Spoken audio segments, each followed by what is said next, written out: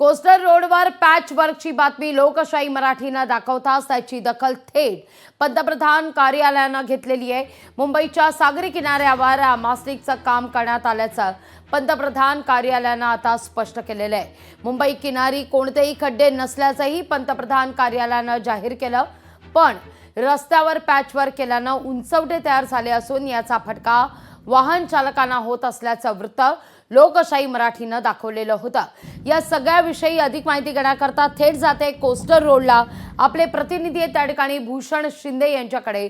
भूषण, ही बातमी लोकशाही मराठीनं दाखवलेली होती, त्यानंतर मात्र प्रधानमंत्री कार्यालयाकडून आता या सगळ्याची थेट दखल घेण्यात आलेली आहे।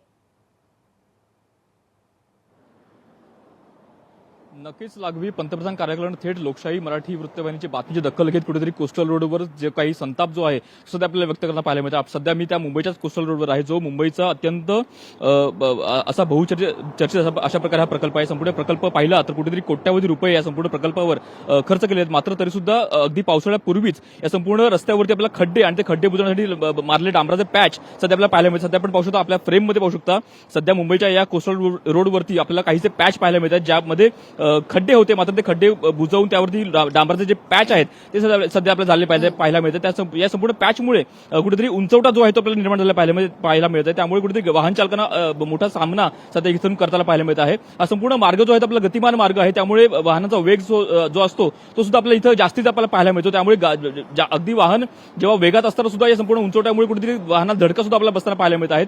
त्यामुळे संपूर्ण या गोष्टीवर कुठेतरी संताप जो आहे तो सध्या नेटकरी व्यक्त करताना पाहायला मिळत आहेत। या संपूर्ण कोस्टल रोडचे अनेक व्हिडिओ सध्या आपल्याला सोशल मीडियावर व्हायरल झालेले पाहायला मिळतात।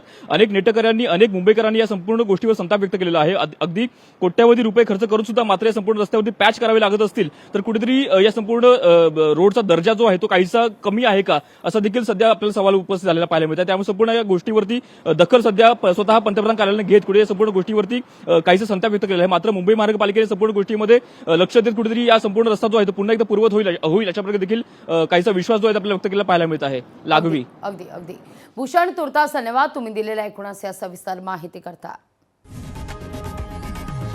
लोकशाही मराठी ऐका, पहा, जागरूक रहा।